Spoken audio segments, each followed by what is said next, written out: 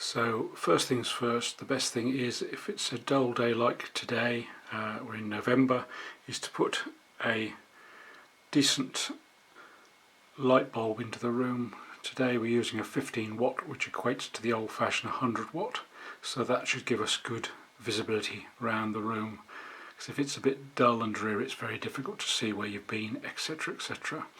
Right, so we're going to go down the wall here first of all, and I'm going to go up here. There's a shelf, and we've moved the shelf bracket at one point, so what I'm going to do now is to show you how you either fill or take out the old plugs, so then you can then paint over them and hopefully lose them completely. So today's the day we paint a bedroom. It hasn't been painted for 17 years, so it looks a bit of a mess. Before we put the light on, I'm just going to show you a crack in the ceiling, which we're going to rake out, i.e. we're going to put a screwdriver or a knife in there and just drag out a little bit, widen that crack a little bit, and then fill it with a little bit of lightweight filler. Also, I don't know whether you can see over there, there's a little bit of wallpaper hanging down from the ceiling. What we'll do is we'll stick that back with a bit of PVA glue before we put the paint onto the ceiling. And now what we're going to do is we're going to turn the light on and assess the room to see what we need to do in terms of prep. So that's one job I'll show you in a second. Then the other one is there's a small hole where a plug has been there that needs filling. There's obviously all the cobwebs from behind the furniture which needs cleaning up with a vacuum, and the curtains need to come down, and ideally the roller blinds need to come down or be protected with plastic bags. We come round now to this particular wall, which, like many children's or young people's bedrooms, there's often been posters and things sticking up. So on this one there's some sort of sticky bits, and this room hasn't been decorated for about 17 or so years, so there's loads of cobwebs and things to clear out. What I'll do is I'll show you the bits that we need to address. There's where I moved the old shelf bracket, there's a couple of plugs that need either taking out or knocking in. I'll show you that a little bit later on. There's another plug hole on the wall there which needs filling.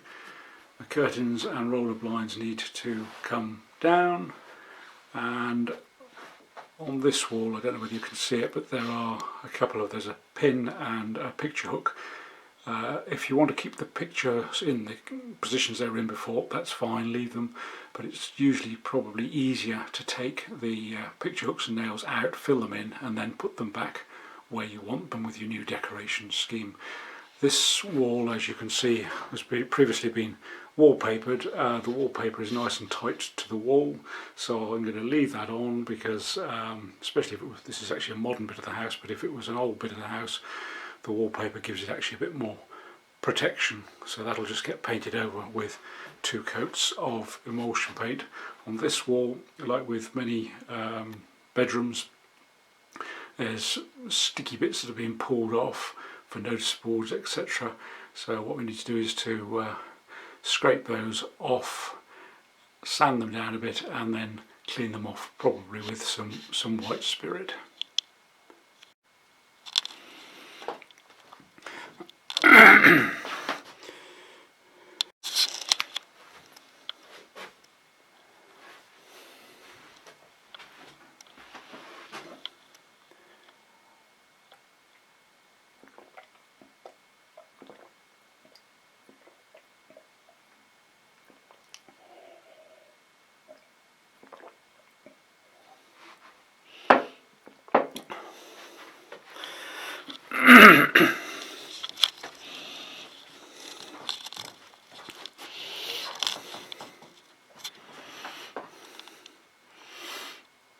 Carpet has certainly seen better days, so this will be ripped up and thrown away. If you are going to keep the carpet, obviously it needs to be covered up, and then what I do is I put 2-inch masking tape, 50mm masking tape around the edge as close as possible to the bottom of the skirting board and push the edge nearest the skirting board down into the carpet with a wide chisel or scraper or something like that, and then hopefully if you then replace the carpet with a decent carpet with an underlay and a thickish carpet, it'll cover what's the bits that you haven't managed to get to with the paintbrush. If you're going for laminate flooring, it's probably better just to cut round the edge of the old carpet, and then you can paint right the way down to the floorboards. Right, there's two ways that I deal with raw plugs in a wall. I either put a screw in, there's two ways that I deal with raw plugs in a wall. I either put a screw in with a screwdriver, just a few millimetres, 4 or 5 millimetres in to the raw plug, and then pull it out with a pair of pliers or pincers or something like that. Or if it's not that solid a wall, I use the head of the screw against the plug and then knock the end of the screw.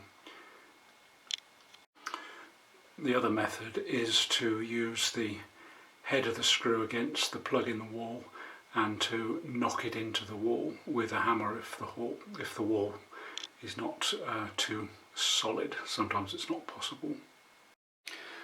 Right, with this particular plug in the wall, I've tried to take it out by putting a screw in and pulling it out. Didn't work, so what I've now done is I've now got the fairly hefty looking screw, and I'm putting the head of it against the plug and giving it a gentle tap. Now that's been recessed by about 4 millimetres. I'll do a similar thing with the top one, which hopefully you can see. Just a gentle few taps, and that's now in by about 4 or 6 millimetres, and then we'll fill that with a lightweight filler. Right, here we're going to have a look at the bits where some of the sticky bits have been. I usually just use a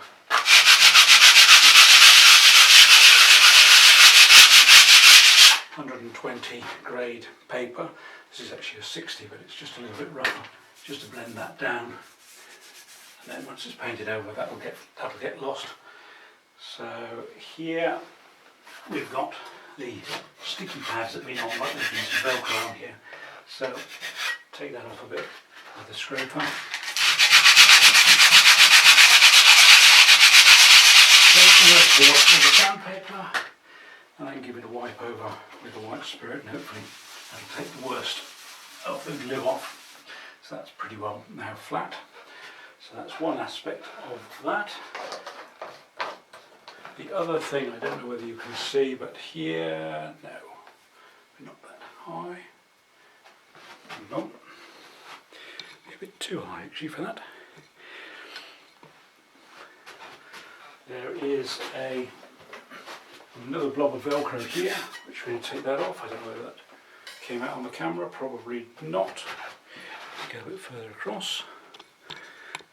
It's the only problem with not having a cameraman. Anyway, Roger the cameraman will be back soon, hopefully, so it'll all get better. Right, so we're just going to, we've taken the Velcro dot off here with a scraper, and we're just going to rub some white spirit over that to get rid of the glue bits. Then we'll continue that process over these sticky pads, clear those off, sand those down.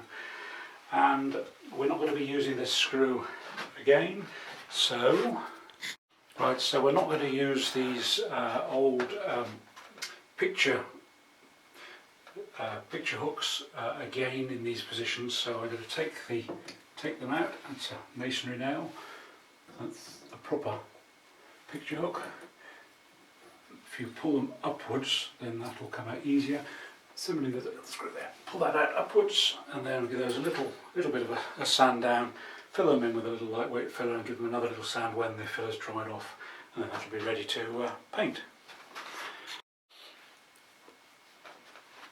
There are some old telephone cable clips here, which we're going to take those off, because when we came here 20 years ago we had old-fashioned telephone extensions, but of course now we have the wonder of Wi-Fi, or Wi-Fi as you now know it. So we take those away, and that'll make it a far better, far cleaner painting job when we get to that stage. Now I'm just going to use my lightweight Ready Mix Magic filler. The beauty of this filler is it dries quickly and it sands down ever so easily. So we're going to fill in the little gaps that we made earlier on when we knocked the plug into the wall. So you can always leave it a little bit proud with this particular filler because, as I say, it sands down very easily and it dries very quickly. So if you put a bit more on, then at least there we are. That's that one. And once that's dried off in about 15-20 minutes, then you can give it a gentle sand down, and then hopefully you would hardly be able to see that it was there. You can't actually see it on this wall, but there are quite a lot of little holes, tiny holes, most of which will get filled with paint, but really pay just to fill them up. And then if the paint doesn't fill them, the filler will have done the job. And that's that part of it. Not sure how clearly you'll be able to see this, but we're now dealing with the crack in the ceiling, which is here. So what we're going to do is we're just going to follow the line of the crack with the screwdriver and just take out a bit of that. It's not actually too bad, it's mainly just a paper crack. So I think what we're going to do with that is we're just going to sand that off a bit and hopefully fill it with just a bit of filler, and that will probably be sufficient because this is a flat roof above here, and as it gets very hot in the summer and very cold in the winter, and we've had a very hot summer obviously in parts this year, it's obviously expanded a bit and it's pulled and pushed the paper a wee bit, so we'll just have a little go with the old scrapey thing. So scrapey, just take a bit of that off. Don't want to lose too much of the paper because it's a shame to lose this wonderful wood chip wallpaper which everybody now hates, but if you've got an old property, I grew up with it, it's fantastic for covering a multitude of sins and cracks and blemishes and all that sort of thing, and it's very easy to put on compared to other wallpapers. As it happened, this didn't need a very harsh treatment, so a bit of gentle sanding, and I think that's ready just for a bit of filling. And with the wood chip wallpaper, it's quite a rough surface, so you'll lose any of the blemishes amongst the wood chips.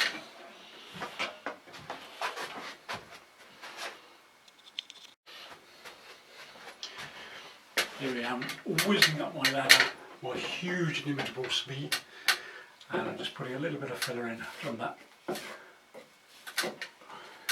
I've done this area here, I'm just going to do this last little bit of this bit.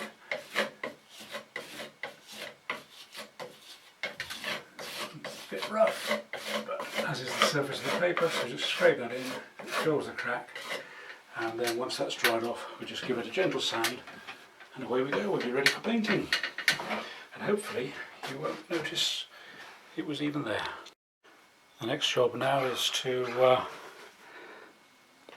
take the curtains down and use the vacuum cleaner to clear up the cobwebs and things. I tend to use a dry vacuum cleaner rather than spread them around the walls with a wet cloth. I find that seems to work better.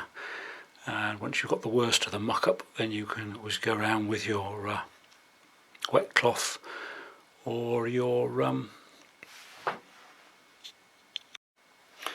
Right, I'm now going to take down the curtains and clear away the cobwebs with a dry vacuum cleaner. I find a dry vacuum cleaner first is best rather than spreading all the muck and grime around the walls with a wet cloth. You could always do it with a wet cloth later on if you've got plenty of time on your hands. It's no bad thing to wash things down, clean up properly with sugar soap, but in my professional career as a painter, I've very rarely used sugar soap. I generally clear up the detritus with the vacuum cleaner, and the paint generally cleans a lot of it up, and generally the results are fine for most people. And unfortunately most of us don't have a huge amount of time, and commercially sometimes if you add a day or 2 days to a job, it does make it very, very much more expensive for the client. As this carpet is pretty horrible, having been down for 17 years, I'm going to move the furniture. What I normally just move the furniture to one side, as in this case it's just a bed left, so move the furniture to one side, and then I'm just going to cut the carpet carefully. It's quite a thin carpet, so that's it.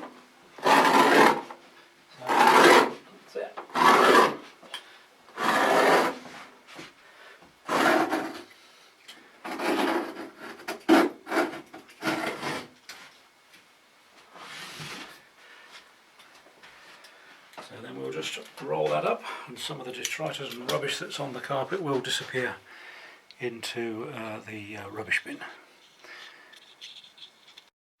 Sometimes you get lucky when you take the floor covering up and there's a nice floor underneath. This isn't a bad floor, it's a modern 70s floor, and obviously the floorboards were put together nice and tight when they were laid originally, but as they've dried out over the years there's quite a lot of cracks, so I'll probably just recarpet it again, because probably, or possibly I might consider covering it with thin plywood and varnishing that, which might create quite a nice pleasing effect. Got the PVA glue now and a 25mm brush, which are now going to stick the ceiling paper back with. What I do is I just pull the ceiling paper back just slightly, probably about 25-30mm, and then just rub a line of PVA glue along the edge of where you can see that sort of orange area, which is the ceiling plasterboard, and then I should just push that back into place in a few minutes once it's soaked into the paper a little bit, and with a wet cloth, and it should be fine.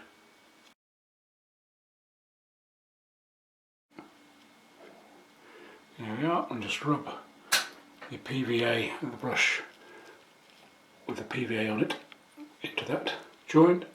Let the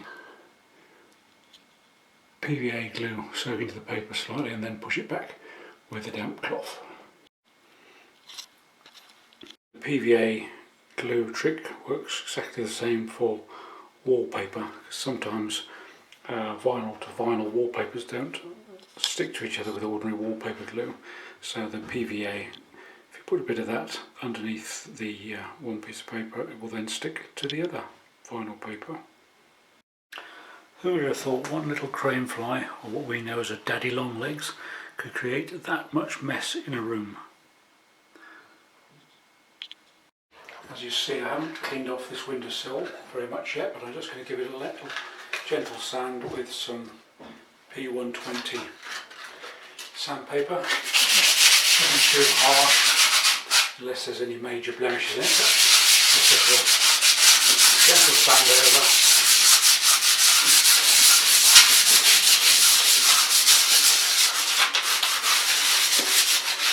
At the edge.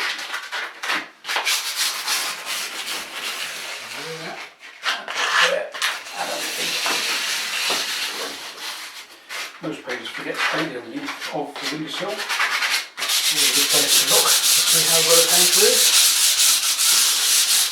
There we are. I'm going to vacuum that off now and kill off this mould with probably some domestos, or I say bleach, that sort of thing.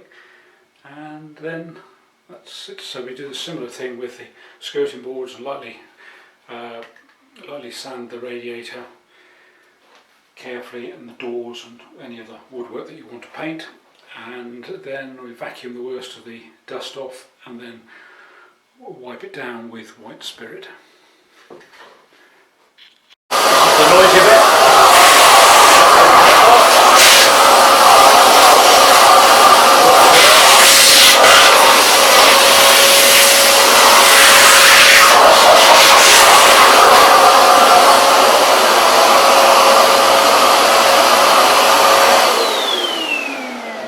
vacuum that off and vacuum any other bits and pieces that you see that are going to mess up the paintwork. Like we'll go down to the skirting board and the edge of the skirting board where it meets the floor a little bit later on after we've done the sanding down there. Alright, so hopefully you can see now we've sanded the windowsills, vacuumed them off and cleaned them down with white spirit. We've treated the black gungy stuff with solution of bleach, and as you can see I've cleared all the nasty creepy crawly things and cobwebby bits and pieces left from the daddy longlegses.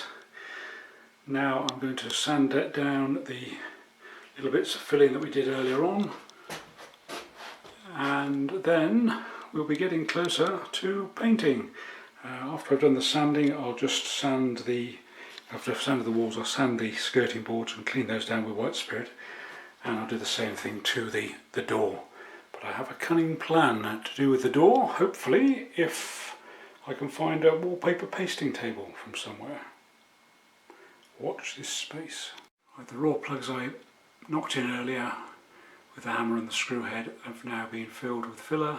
It's gone dry and I've sanded it off, so hopefully now those shouldn't be able to see them. If you don't knock the plugs into the wall, then usually you end up with a sort of bit of a bump in the filler, or you end up with bits of exposed raw plug. That's why I knock them in or take them out completely. Makes a better job. Often when you're painting a room, particularly in ceilings and around window reveals, which is what this bit is, this is the reveal of the window, the damp patches occur. So the best thing to avoid the damp patches coming back through the new paint is to paint them with a one coat damp blocker. And a lot of these damp blocking paints, you can put them on even to damp plasterwork, but obviously if the plasterwork is still really damp, it's best to get the problem outside resolved first. So if you've got a problem with a bit of damp like that around the window reveals or on the ceiling from maybe where a bath has leaked or something like that, just cover over the damp patch and about sort of 30 centimetres round it with the damp blocking paint, and that will resolve the problem. Similarly, if you've got a wall where you've perhaps got children who've drawn with crayons on the wall or whatever, you can get clever specialist paints which cover, they're like a stain block, and they'll cover nicotine, crayons, wax, blue tack, all these sort of things. So it's something else to bear in mind. Not sure how much of this you'll be able to see, but I'm just going to start off painting around the ceiling rows for a reason which will become clear later on. So basically what we're doing is we're painting that around there.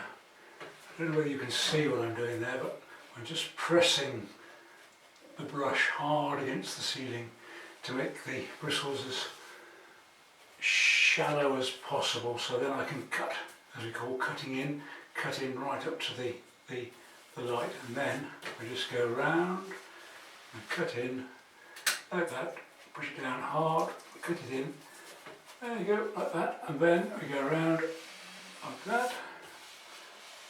If you keep an equal pressure on the brush, then the size of the brush then doesn't increase, so hopefully it'll stop you painting over the ceiling rows. Then what I'm going to do is I'm going to increase the painted area to about 150 mil or so around the ceiling rows. So then, when I put the remaining furniture in the bedroom in the centre of the room and cover it with a dust sheet, then I can get to this area over the furniture with my roller and long pole, and I don't have to get anywhere near the ceiling rows. Inevitably, however good we are, you get some paint on the ceiling rows, so it's just a matter of going around carefully with the corner of your fingernail or finger into a dampened cloth. Here we're doing water-based paints, it's emulsions that are water-based, so we're using a damp cloth with just water on it. But if we were dealing with oil-based paints, then we would damp the cloth in white spirit and take off any excess we make. So even if we do make mistakes, and all of us, even including us professionals, make mistakes, then you can resolve them fairly quickly. Just a matter of dealing with any spillages or bits you get on, any plastic light fittings or bits and pieces you don't want them to be on. If you deal with it straight away, then it doesn't become a big problem. Right, so I've put 2 coats up there now, so then that'll be ready once we move the furniture around. Right, so we've now moved the bed or furniture, remaining furniture from the room into the centre of the room, covered over with a dust sheet, leaving around the edge enough space to allow you to get the step ladder in, and then it means you can walk all around the edge of the room, cutting in the ceiling and wall joint with paint, and the remainder of the ceiling you can reach with your long handled roller, and you don't have to go too close to the light because obviously we painted a little bit of that a few seconds ago. So we're now going to paint the ceiling, and we're going to cut in, as we call it, round the edge between the ceiling and the wall. When I'm doing the ceiling coat, I don't worry too much about how much overlaps onto the wall, so this is the fairly easy bit. So I'm going to put 2 coats on the ceiling of brilliant white matte emulsion, and if we just go onto the wall a little bit, it then makes a nice tidy white join when we come to add the coloured walls into the scenario. Having stirred the paint thoroughly, then the next job is to tip it into the paint roller tray, and as you see, what I've done there is I've put the roller tray on an old plastic bag, because then if there are any drips, at least it doesn't go all over your carpet. As it happens, it's not that good a floor in here, but at least it doesn't go over your carpet or anything that's valuable to you. So now I'm going to tip the paint into that reservoir and basically fill the reservoir, which is the deeper bit at the very front of the tray, with brilliant white matte paint. Right, we're now going to fill the reservoir in the paint tray full of paint. Then we just let the paint come back into the tin like that. Then I just run the paintbrush around the edge like that and rub it off on the side of like that again, and hopefully that saves you getting too many drips all over the place. And then the next thing I'm going to do is to get the long handled pole. Whoopee! This is an extending pole. I don't know whether you can see that, probably not, there you are. Which is very useful, because if you've got poorly hips like us older people, then you will find it quite useful. So push that into there like that. This one is like a sort of bayonety fit, so you sort of push it in and it just stays put, but you have to just keep checking it occasionally because sometimes they do come loose. Other more expensive professional rollers have a screw fitting, which is better because it doesn't come undone so easily. So basically, as you see, I'm just picking up a bit of paint from the reservoir there and then bringing it back and rolling it on the flat bit of the roller tray a few times, so that's nicely covered. When you first start with a new roller, it's always a bit difficult to get it started, but once you've got a bit of paint on it, it rolls much more easily. So that's that bit. Right, we're now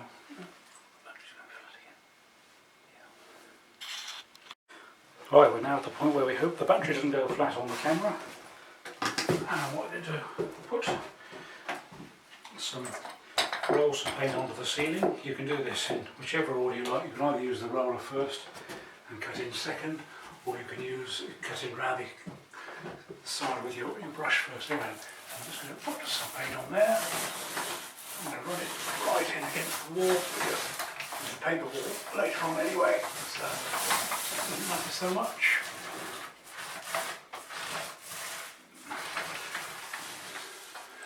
This is okay because obviously we're going to be painting the whole room including the wallpaper, but obviously if we weren't going to be painting the wallpaper then we'd have to obviously be much more careful and keep it away from the wallpaper. So I'll put just a couple more bits on there. You do. This is where the nice sunflower shirt becomes speckled with nice white lovely bits.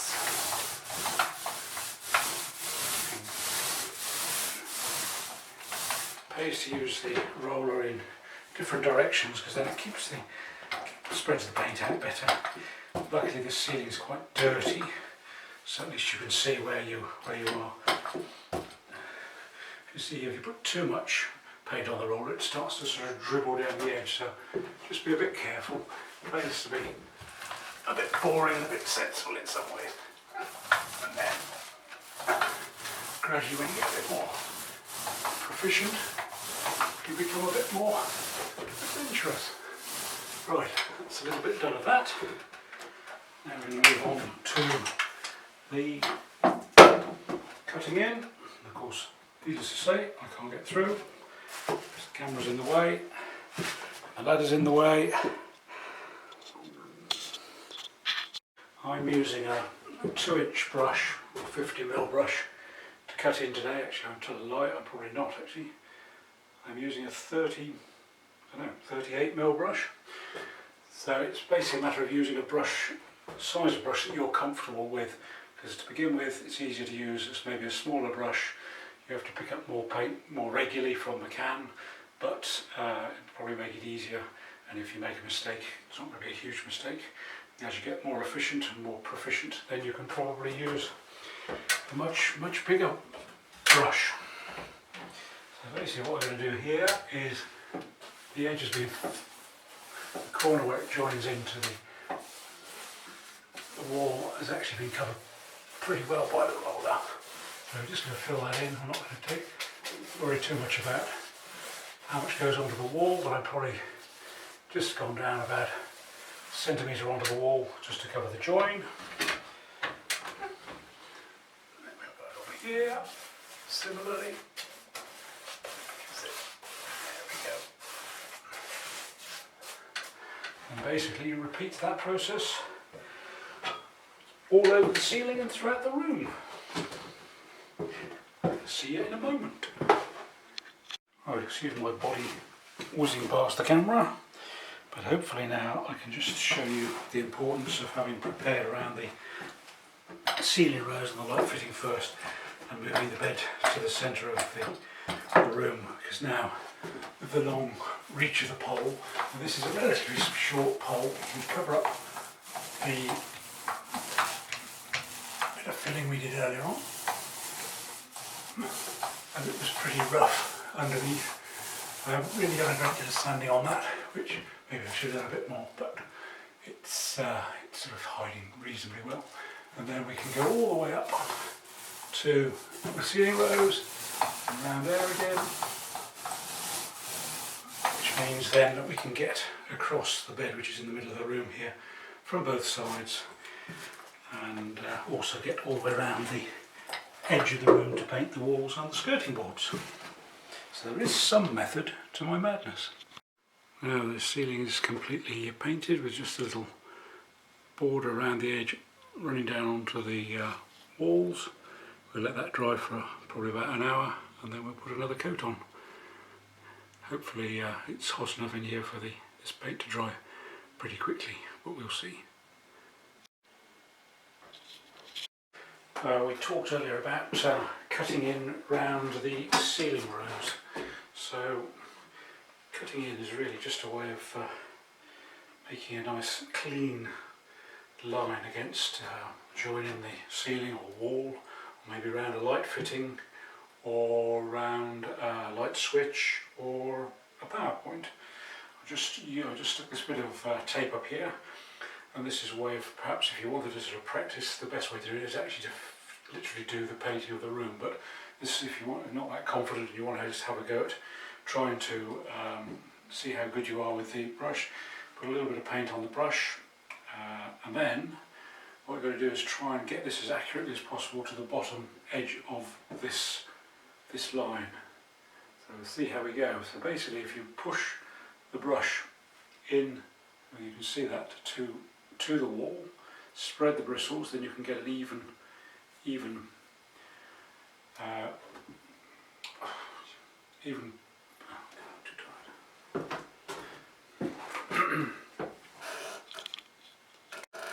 Right, we spoke earlier about cutting in around the ceiling rows.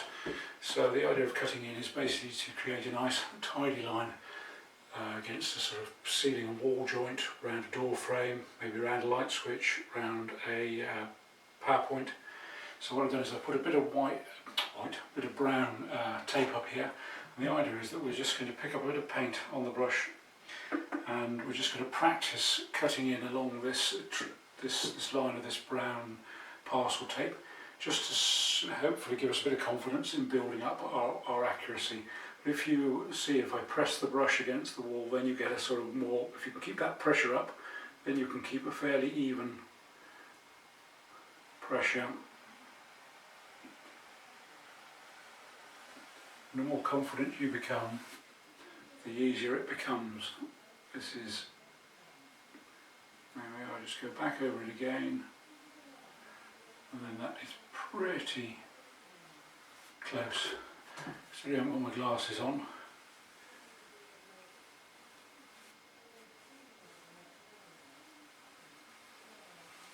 And there we are. I'll just wipe those out, because otherwise when we put some more paint on top of that wall it'll just look a bit of a mess. But if you look at that now, if we take that off, telltale will be to see how much white paint I've got on the brown tape, and not a great deal, hopefully you can see that, and the line is pretty straight. But often the thing about this is, as I say, it's down to confidence, but confidence comes with practice like anything. So just have a go, and if you make a mistake, let the paint dry off and start again. Just put a bit more on the ceiling or a bit more on the wall, whichever one you've messed up, and then just start again. And then gradually you'll get the hang of it, and by the time you've done 2 or 3 rooms, you'll be I'm sure you'll be very proficient, very professional. So I'm just going to rub that out there, because otherwise that bit of a ridge will show up when we put the paint on. Right, so let's see whether we can do, how quickly we can do this time. Let's see whether it will be as accurate. It probably won't be, but anyway we can try. So here we go. Right, here, 1, 2, 3, 4, 5, 6, 7, 8, 9, 10, 11, 12, 13, 14, 15, 16, 17, 18, 19. Now, got about a bit too much paint on there now, so we're going back over, and we can cut that in tighter to that line. There we are. And back over it again. And then, gradually, as I say, oops, this is why we don't use this type of tape on the wall. Unfortunately, I ran out of, see that one again, there's very little actually on the brown parcel tape, but it's a reasonably straight line on the wall, not quite as straight as the first one. But this is why we don't use parcel tape for masking. So you should use masking tape, but unfortunately Soswell prevails, and I ran out today before I was going to do the film and haven't had a chance to get any more. But hopefully that will cover up.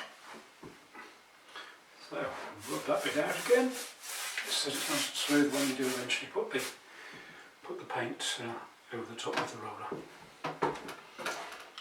Just keep practicing and you'll make it be perfect in no time. Alright, just going to show you now how to cut in round a light switch, same for a power point, same for a skirting board, same for a door frame. Just give you an idea of what to do.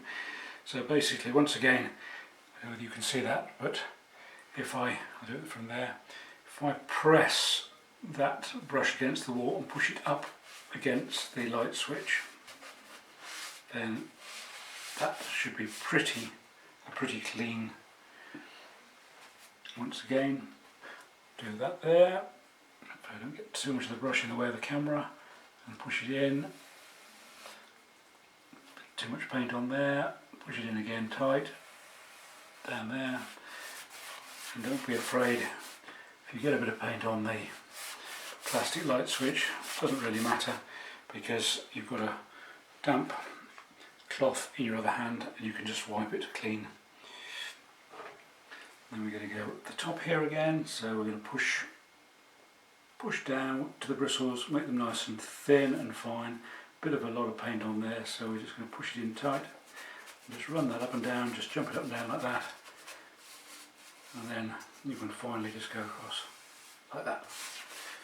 And there's little or no paint on the, well there's a little bit of paint on the light switch, but probably an acceptable amount because you want to try and make it look as if the light switch is fixed nice and tight to the wall. Let's again go down there, a slight angle. That's all there is to it.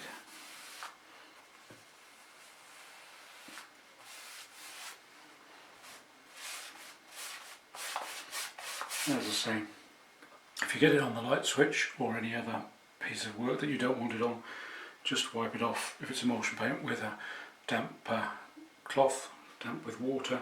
If it's oil-based paint, then just take it off with white spirit. But that looks okay. It's a bit thin around there because we're doing it with the brush, but once we put another coat or two on with the brush around the light switch, it will gradually get rid of the movie purple colour.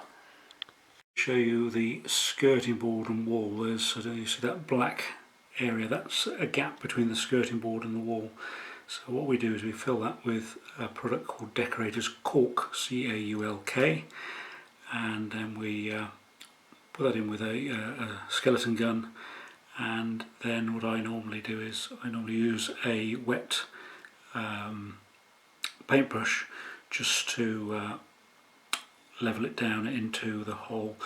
And I think certainly from a professional painter's point of view, there's nothing worse than seeing when you've finished a job black bits sticking out, because it just means that probably you haven't done the job quite as comprehensively or as well as you might have done.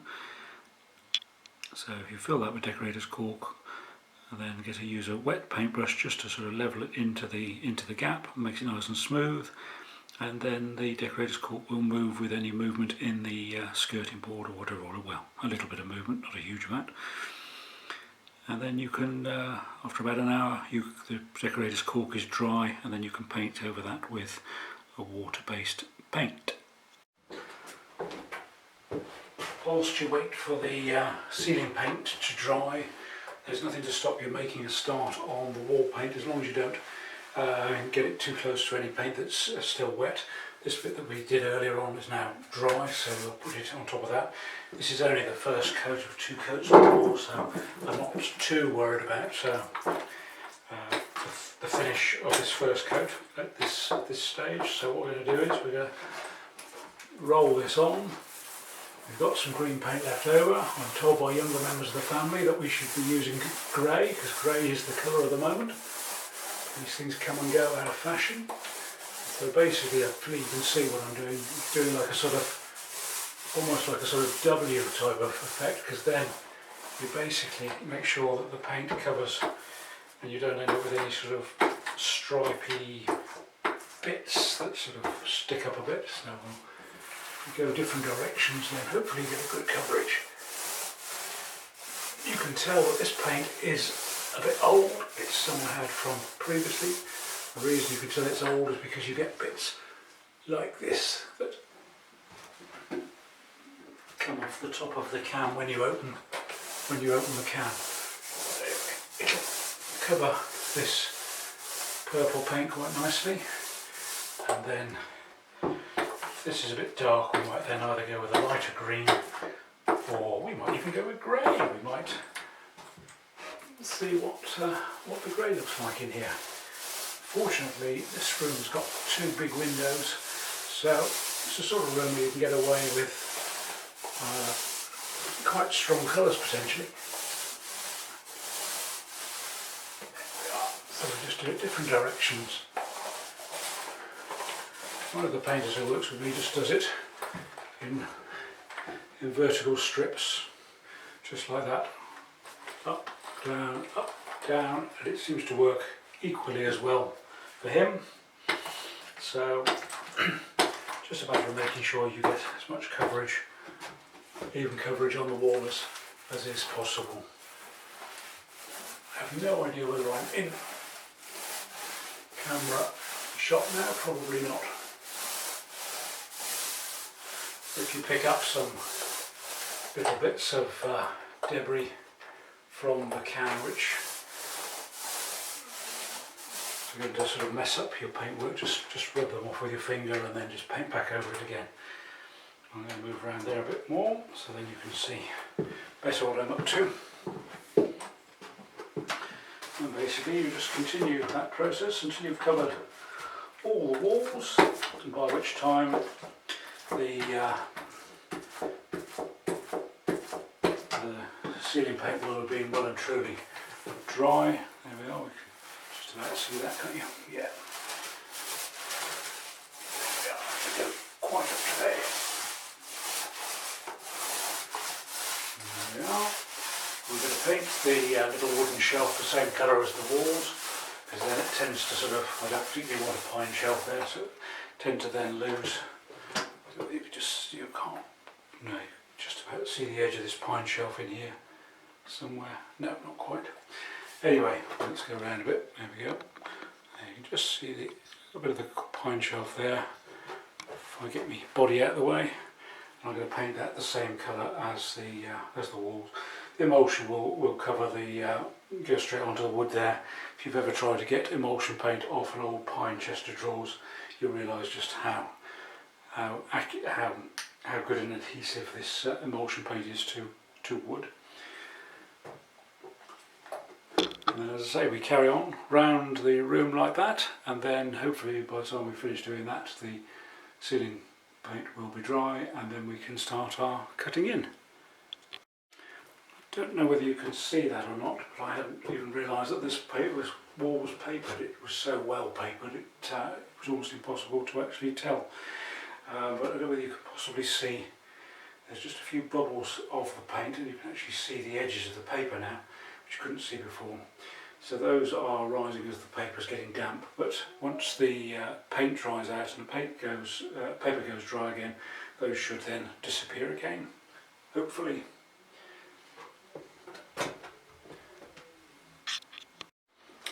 Just while I think of it, the radiator's just come on and it's warming up, and that's just reminded me this radiator's been painted before with emulsion paint.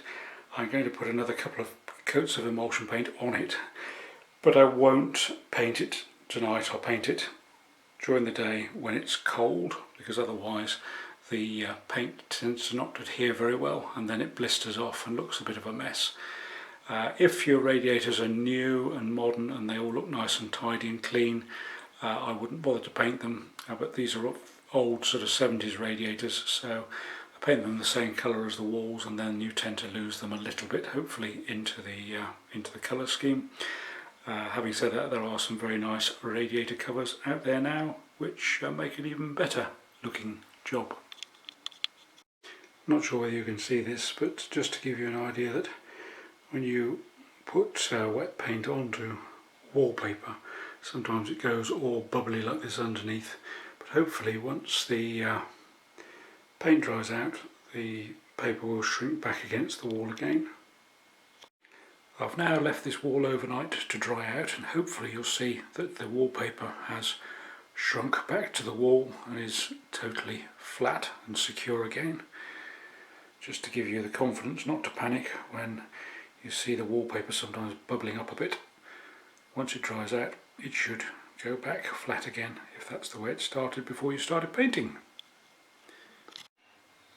The join between the two boards that was opening up in the ceiling, which I filled, is now sealed up and painted, and I can hardly see the join from this angle, and hopefully neither can you.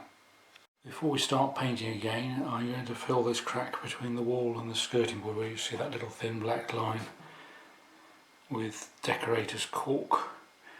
And it's the decorator's cork that we use to fill gaps between skirting boards and door frames and things like that.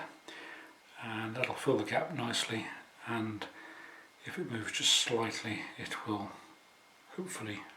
Once the decorator's cork is in position, it'll take, we've put the decorator's cork into the crack, it will take about an hour to dry in a central heated room of about 20 degrees.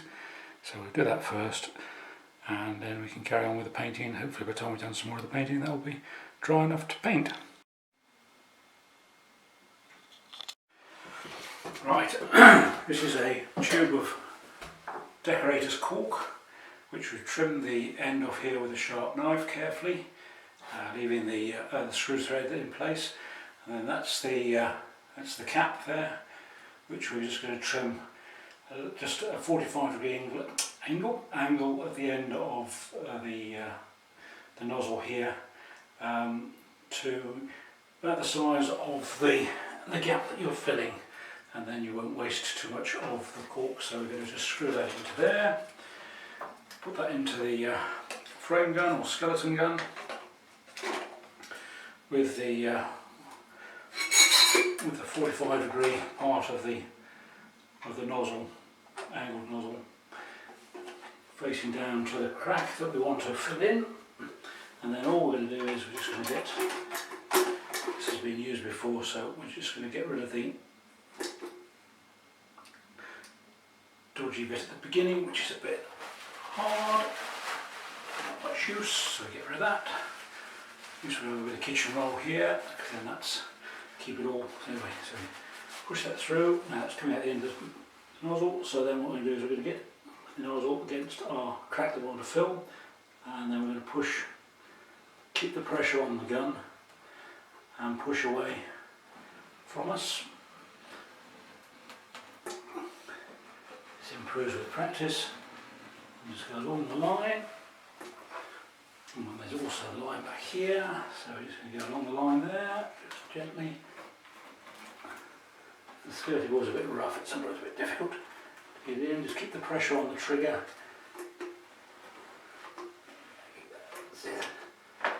Some people go back the other way, and there we are. So that's roughly, very roughly in the gap, and then basically got just some water and a little paintbrush here, so take the worst of the water off, and then we're just going to paint that bit in to there. Although it looks a bit messy the way I was putting it on to begin with, once it's all pushed in with the wet paintbrush, makes a decent joint. If you just get rid of the worst of the bumpy bits, then, because you can't easily sand decorator's cork, so you need to get it as smooth as possible with your little brush dipped in water, but then that'll make a much better finish. It'll make it much easier to put the paint onto as well. Just going to put a little bit of decorator's cork into this crack I found here. I'm just going to push that on there. When it gets caught on a bit of a rough part of the wood or barrier, it makes a bit of a mess. But then once that's on there, it looks a bit messy, as I say, but then we're just going to put brush dipped in water, and we're just going to run that along there and flatten that all out, and it'll all look nice and smart. It's best to flatten it out with the brush and water, because it's very, well, almost impossible to sand it down properly, and then that leaves a nice, hopefully a nice smooth finish to be able to paint over.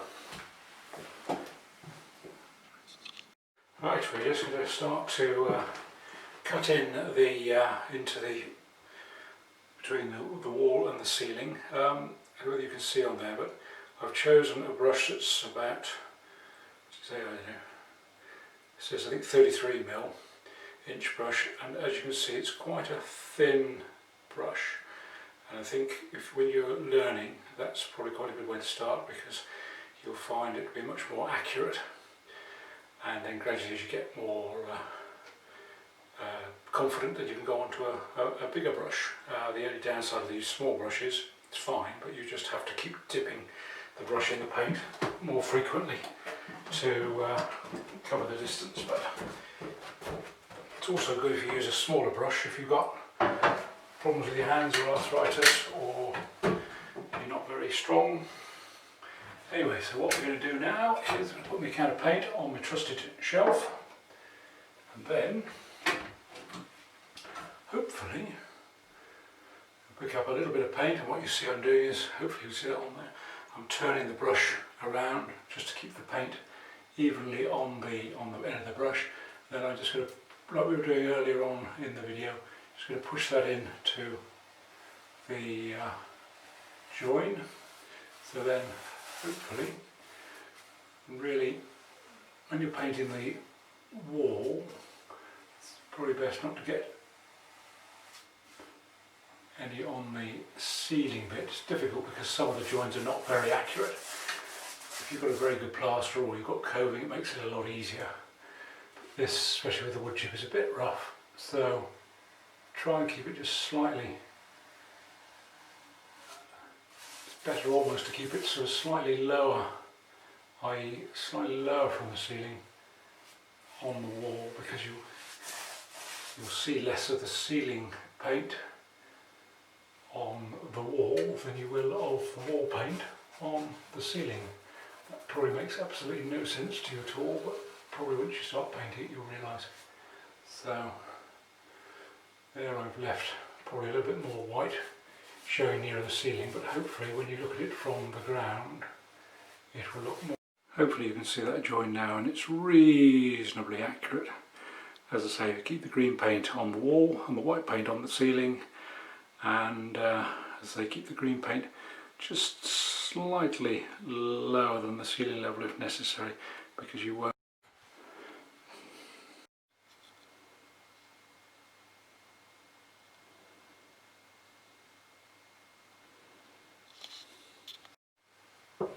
The other option favoured by some painters, which some people would feel is a better way of doing this, is to cut in around the edges first. So you can see this. We'll go down the corner here and pretend that maybe we're going to have different colours on the corner. Okay, so go down the corner there, because the roller doesn't easily reach in there without a reasonable amount of skill. So that's down to there, and then we're going to cut in along the edge here, pushing the brush in, staying slightly clear of the ceiling, so hopefully it'll look okay when it's finished. Get as close to the ceiling as you can without getting it on the ceiling is ideal.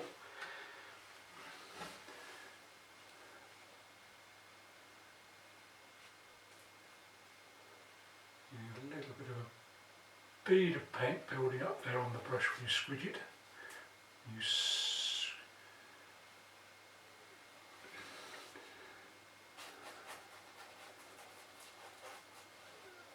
And go back,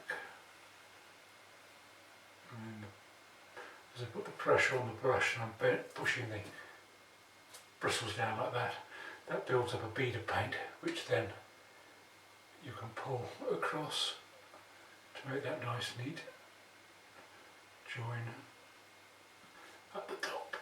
As I say, try and avoid getting it on the ceiling if you can help it, but to be honest, even the professionals struggle when you've got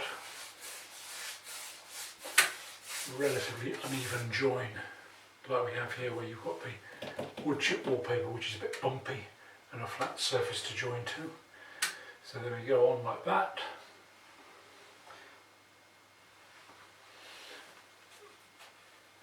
Once again we draw the bead of paint along the bottom there, along the top there, sorry.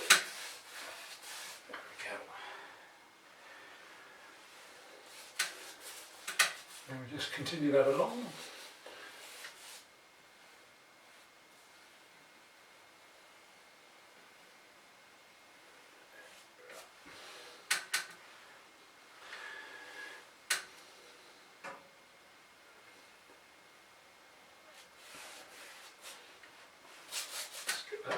just so it doesn't look like a big clump of brush marks. And basically we continue that all the way along the top there, all the way down the side of the door, around the switch, down to the bottom, and then fill it in with the roller. At least once you've done the cutting in around the edges, and then when you actually fill in with the roller, you do feel as if you're making quite quick progress then. This is another method of preparing the walls. So basically you do the cutting in first, so you cut in around the edge of the ceiling and wall join and the corner, and round the door frame and the switches, and then you fill it all in with the roller second time around. Whereas when we were doing this, the wall on the other side earlier on in the video, we did the bulk of the roller work, the bulk of the wall first, and then cut it around the edge second. But you can do it either way. Either way is fine, but some people prefer this second way, where you go around the edges, as I say, and down the corner first, and then cut in with the roller. The key to it here on this one, I've made sure that I've taken the paint right up to the ceiling, whereas on the other wall I was kept it a little bit away from the ceiling because I didn't want the green to show up on the ceiling. But this time I've taken the brush right up to just before the ceiling, just trying not to get it onto the ceiling, because then hopefully we should end up with a nice finish. But the problem is with these, you've got a rough wallpaper, or sometimes the plastering isn't that good. It's sometimes quite difficult to get a clean join between the ceiling and the wall. This is why coving is useful, because then you've got something where you've got a nice tight clean edge to work to. So coving does make life a lot easier, particularly on the big old-fashioned houses and flats. There we are. That's it. Then we carry that on round, and then we'll fill it in with the roller in a minute. So here we are, we're just going to cut in around the door frame, which you probably can't see very well from there. I'm right-handed, so I find that if I'm working with the wall that I'm painting on my left-hand side and painting to the right, that does make life a lot easier. And I guess similarly, if you're left-handed, you just work the opposite way around. So basically work whichever way works best for you.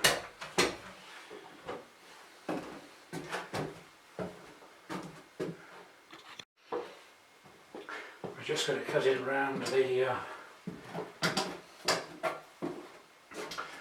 light switch and the door frame now. The door frame and light switch I always think are quite easy, because you've got something solid, a solid line to work against, unlike the ceiling and wall joint. And hopefully then we just go under the light switch and just push the bristles up, push the brush down against the wall, so it makes the bristles nice and thin, so it means you don't get a lot of paint onto the switch. And this one here, once again, you're going to get a bit of paint on the brush, just push the bristles down and just slide it down using the plastic of the PowerPoint as your guide. That, I'm sure you will agree, is far easier, a far cleaner, better join than the ones we're trying to do on the ceiling. Just to show I'm ambidextrous, I should do that with my other right hand. There we are. And then brush that out. What I want to do is just lightly brush it, because otherwise it is very easy to end up with heavy brush marks around the light switches and things like that. So anyway, let's just do that gently across there finally. And then voila! No mess actually on the light fitting, apart from the last time I did it in this mauve colour 17 years ago. So maybe my painting has improved slightly. And so then just carry on round the socket, round the edge of the skirting board, and then fill it in with the roller.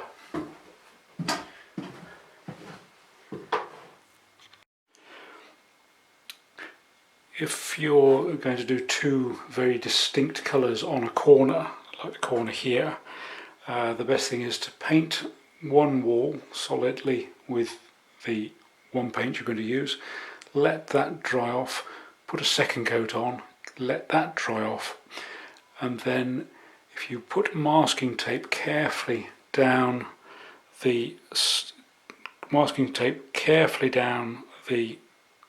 wall that you've painted with your two coats of paint, and make sure it's nice and accurately fitted to the corner of the room, and it's completely pressed flat against the wall, so it's all stuck down nice and evenly, and then you can cut in the corner on this other wall with your different coloured paint, with a couple of coats of paint, and then do your two coats of with the roller over the main bulk of the wall. Then hopefully you should get a nice tidy clean join between the two colours and the two walls.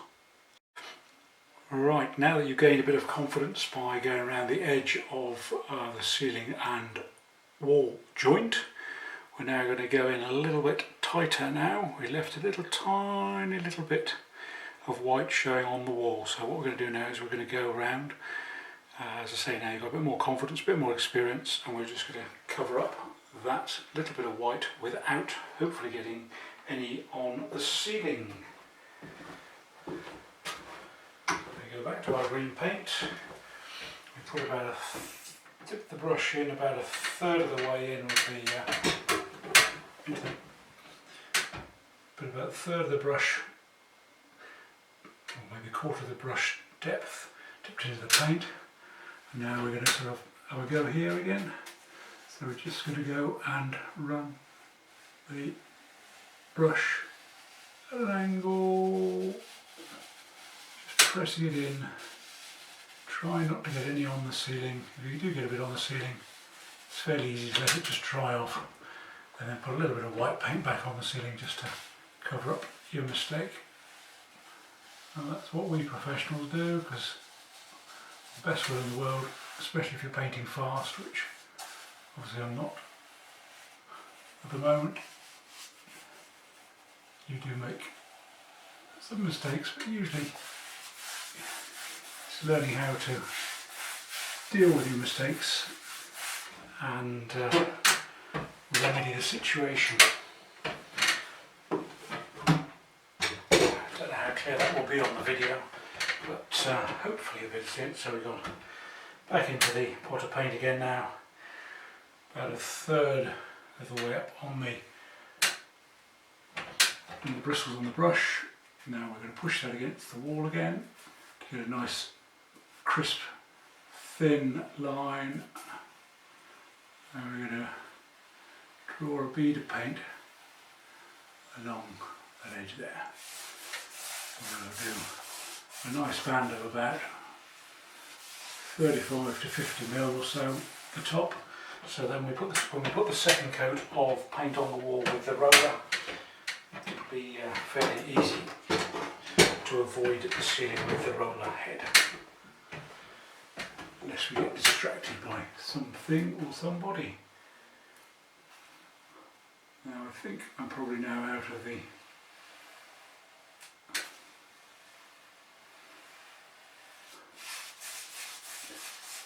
pickup point for the camera, but anyway, hopefully that'll give you an idea.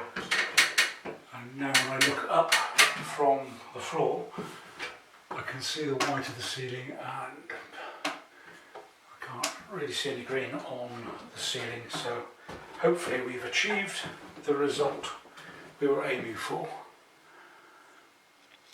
So now the ceiling's had 2 coats, the walls have had 1 coat apart from the joining bit near the top of the wall, and the ceiling has had 2 coats, and the radiator and the skirting boards and the little bit of wall above the skirting boards is still to paint. That's the first coat, so tomorrow when that's all dried off we'll put on the second coat. Right, I'm now going to show you how to paint the radiator.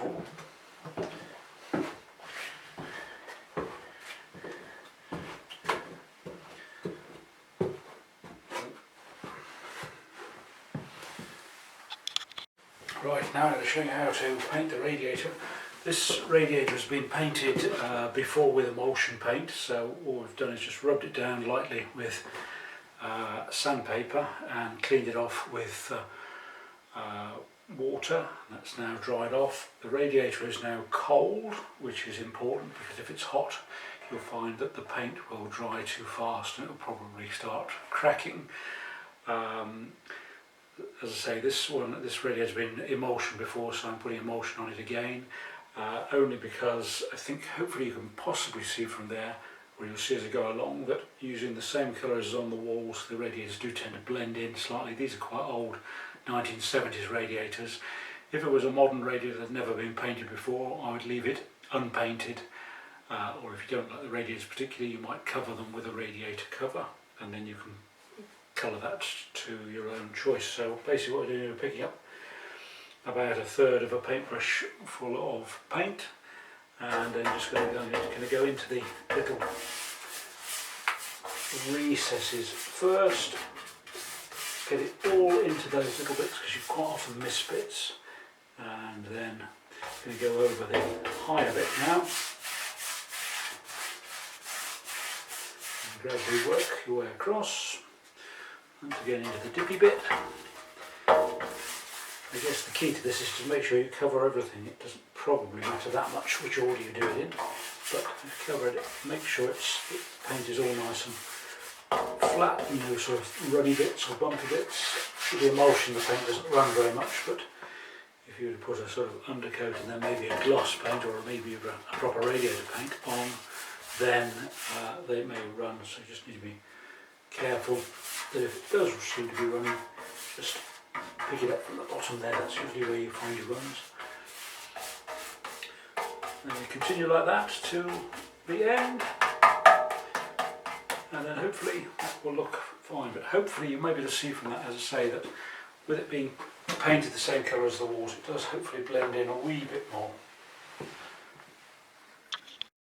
Right, we're getting nearer the end of painting the radiator now, so slap the paint on, literally. There we go. A bit more there. Get it nicely covered. There we are. And a bit more. All over my face now. This can wash off.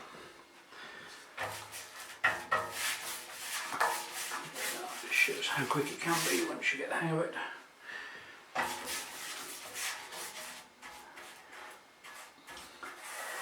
You may find it easier to take the thermostatic control valve off. You can't actually see it in the camera shot at the moment, but at this end of the radiator there is a thermostatic control valve, so you might find it just easy to loosen that off and take it off.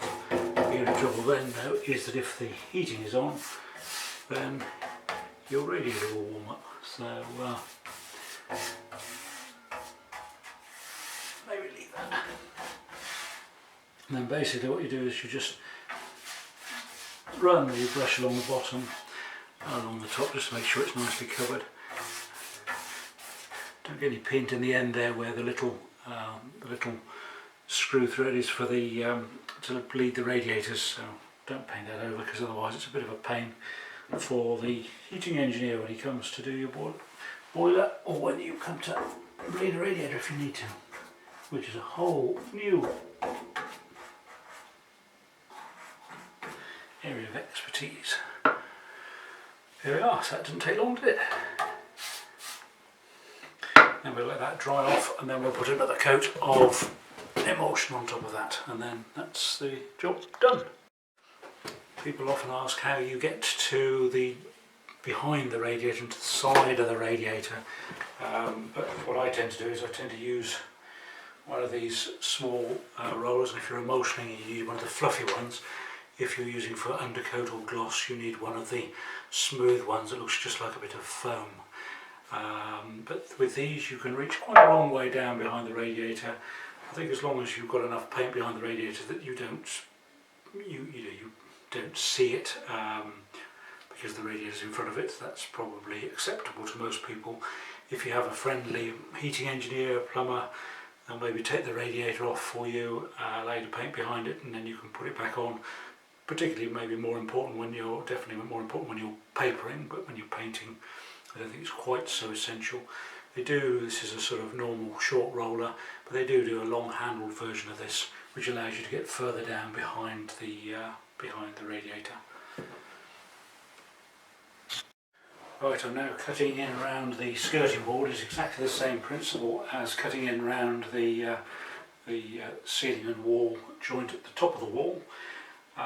If we're doing emulsion, have a rag or cloth soaked in water. If it's you're using an oil-based paint or gloss paint, something like that, use white spirit on a rag, and then basically you just, as I say, go along the wall.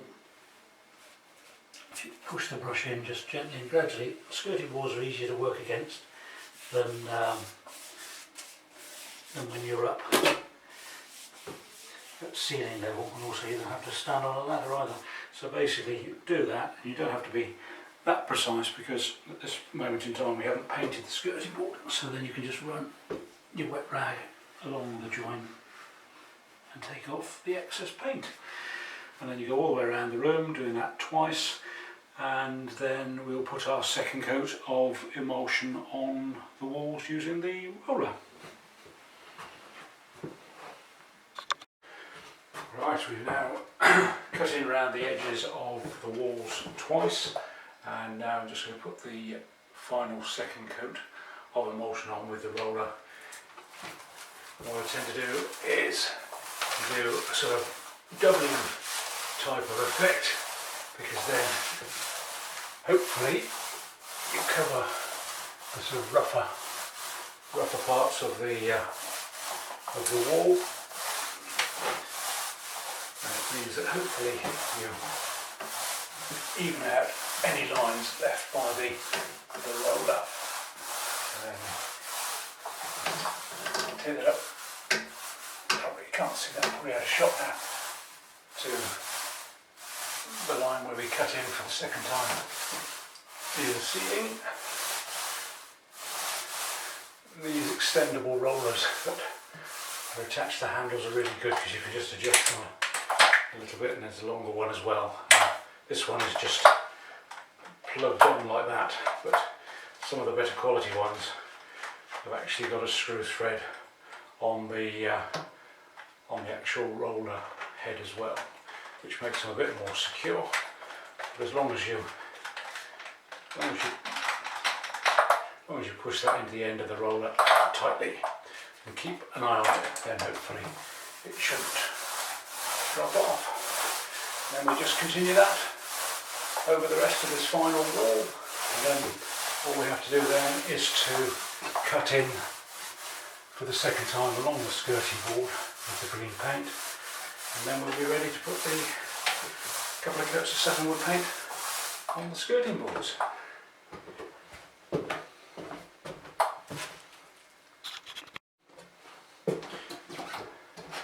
Just watch out for any rough bits on the edge of the roller. Sometimes put this on quite thick, but sometimes you find, it won't do it now for me, you end up with a few maybe rough edges at the end of the roller which look a bit bumpier than the rest of the wall, a bit higher. Just make sure you even those out and level them off with the roller. Just continue rolling it out, and there we are. You can't probably see that there, but there's a little bit of a line, a bit of a rib of paint from the edge of the roller. Just roll that out flat, otherwise it'll probably dry a little bit higher than the rest, a bit bumpy. It'll just stick out. There we go. That's it. All gone. All done. Just do a couple of coats of satin wood on the skirting board, a couple of coats of satin wood on the windowsills and the architrave, and then we're nearly finished. We'll be ready for the carpet, the exciting bit, and start to put the room back together and then hopefully put the rest of the house back together. Right, just going to do the final cut in along the skirting board on the comfy cushion with me damp rag, just damp with a little bit of water, as we're using water-based paint. If we're using oil-based paint, then we'd want a bit of white spirit on it, but so whether you can see that or not, hopefully you can. So I'm just going in with the edge of the brush, same as we did on the joint with the wall at the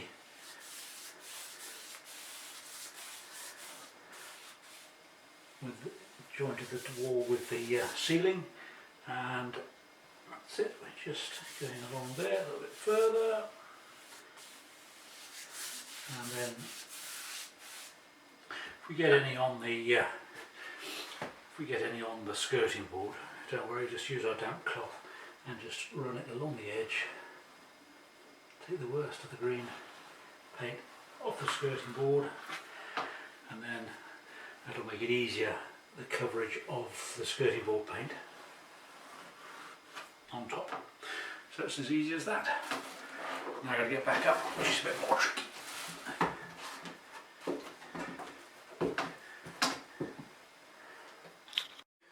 When you put your first coat of particularly satin wood onto wood, especially if it's going over a stronger colour, like this was going over a sort of mauvey colour, so quite a difficult colour to cover anyway.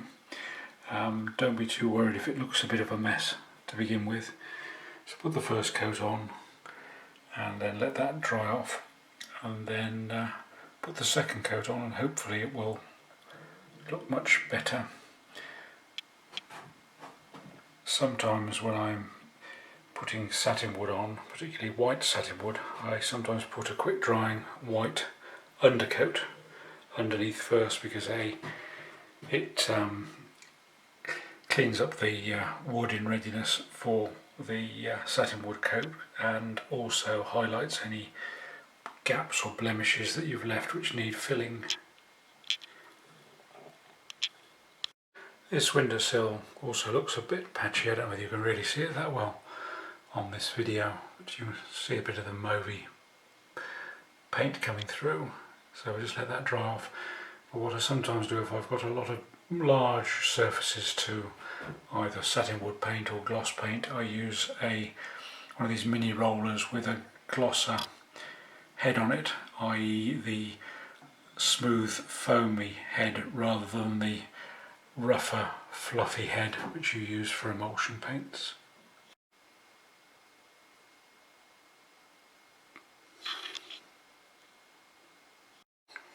Right, I don't know if you noticed earlier, but around the edge of the skirting board there's this foam left over from when the old fitted carpet was pulled up. So what we need to do is to scrape that up and get rid of that, and also on the edges here, stuck to the edge of the skirting board with some of this sort of fluffy residue from the old carpet. So basically what I've done is I've gone along and scraped all that off, and scraped that, pulled up the double-sided tape that was underneath there, got rid of that, and then what I'm now going to do is just to sand down the residue of the carpet. It's sort of sticking up. Well, you can see that one. Probably my big body's in the way, but so just going to sand that down.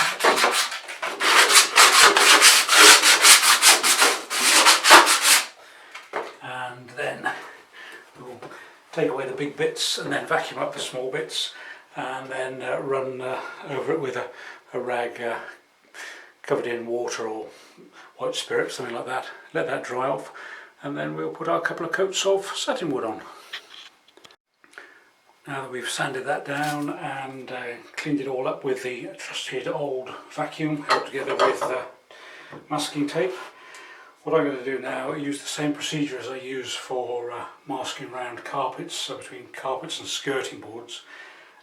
So I'm going to get my 2-inch masking tape. I'm sending with the 2-inch because it gives you a bit more room for error. And you're going to get the edge of masking tape as close as possible to the skirting board.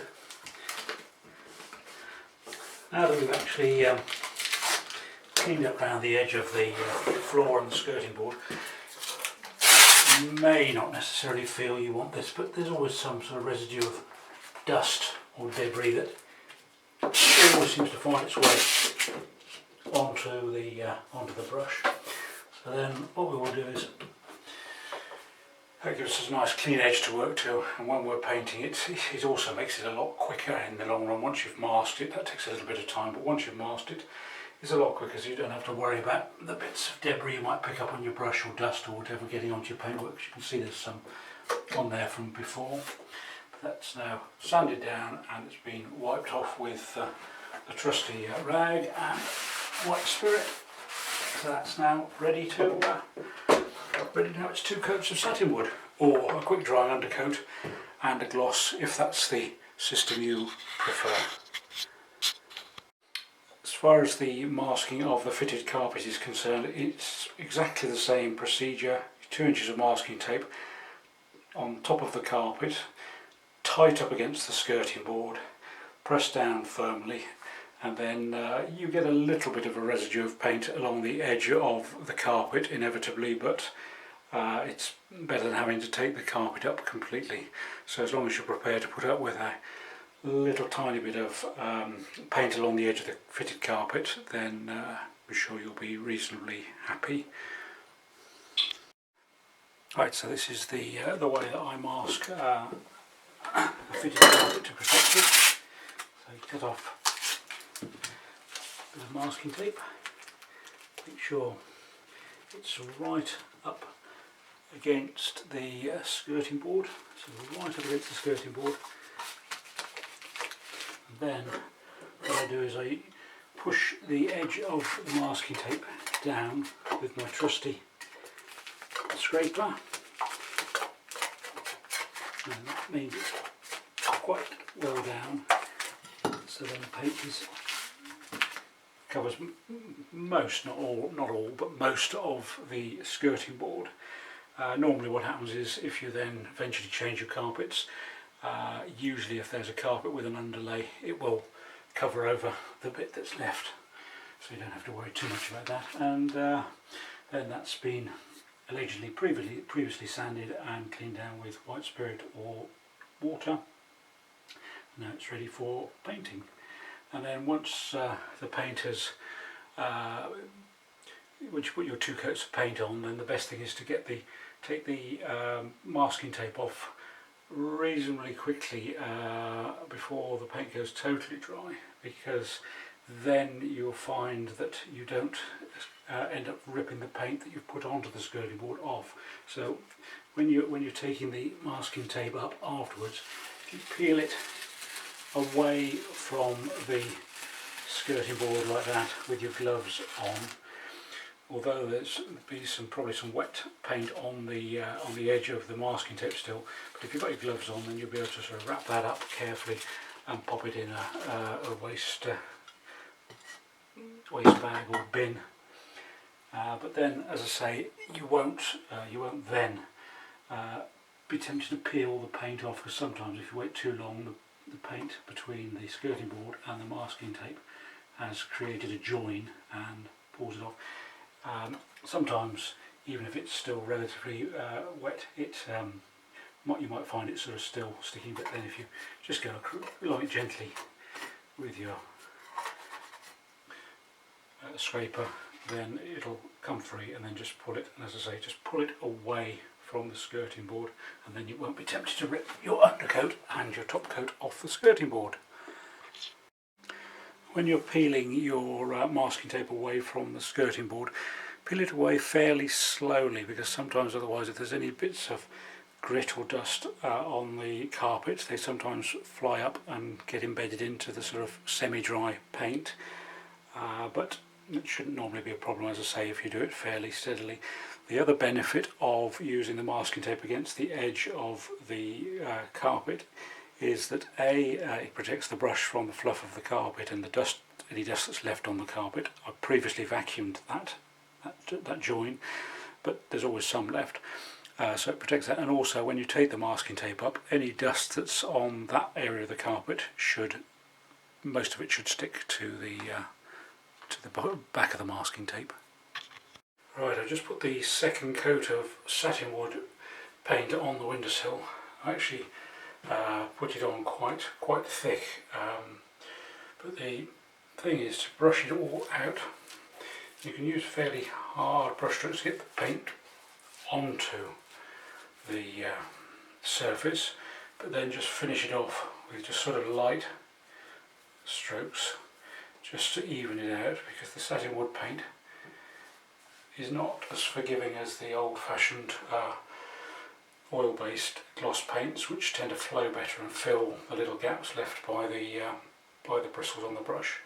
But this doesn't come up too badly, but I think you can see, in this artificial light you miss things, which is a shame, so sometimes it's easier to do these things in the daylight. But just a rare bristle that dropped off there, so get rid of that and brush a little bit more paint into the top and let that go off. But I think this, as I say, has had two coats, but I think it might need a third, because it was a fairly strong mauvey colour underneath, so that might be, this is fairly light. It actually looks almost off-white, but it's actually a pale green, this on the sills and on the skirting boards, although you can't really tell, I don't think, from the camera. So we'll let that go off and see what it looks like in the cold light of day, and best to look at it in the natural daylight, and we'll just give it another coat, I think.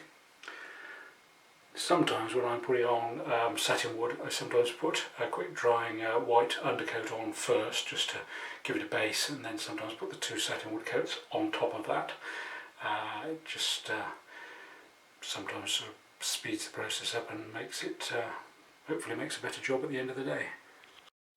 These days I tend to shake paint to mix it, because they tend to do it in a shaker in the paint merchants, but if you do shake it, hold on to the top very firmly with your fingers firmly on the lid if you're going to shake it, because otherwise it's going to make one hell of a mess.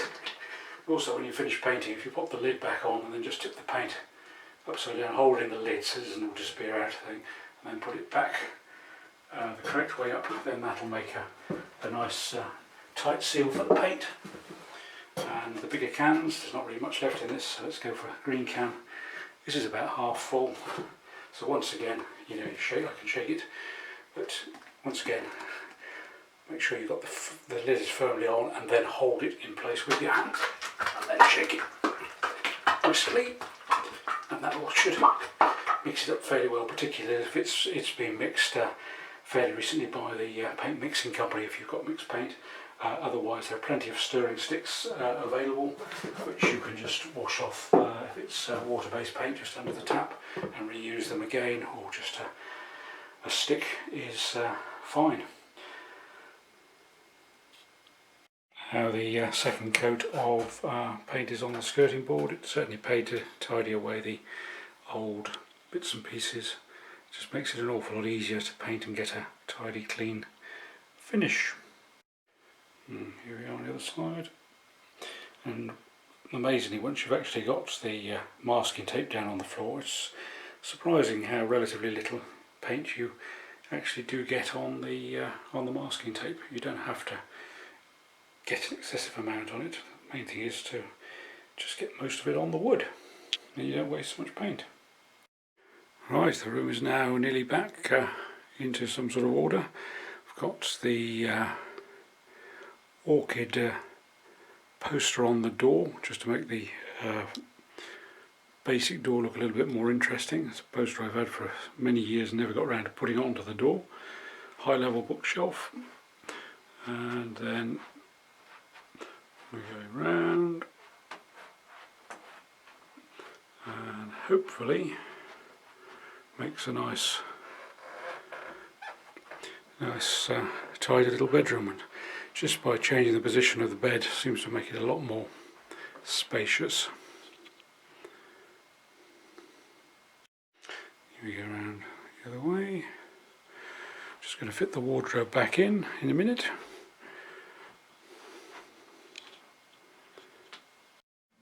I reckon that this makeover with the 2 pairs of new curtains and a new carpet and the paint has cost about £220. When space is at a premium, high level shelving is quite useful.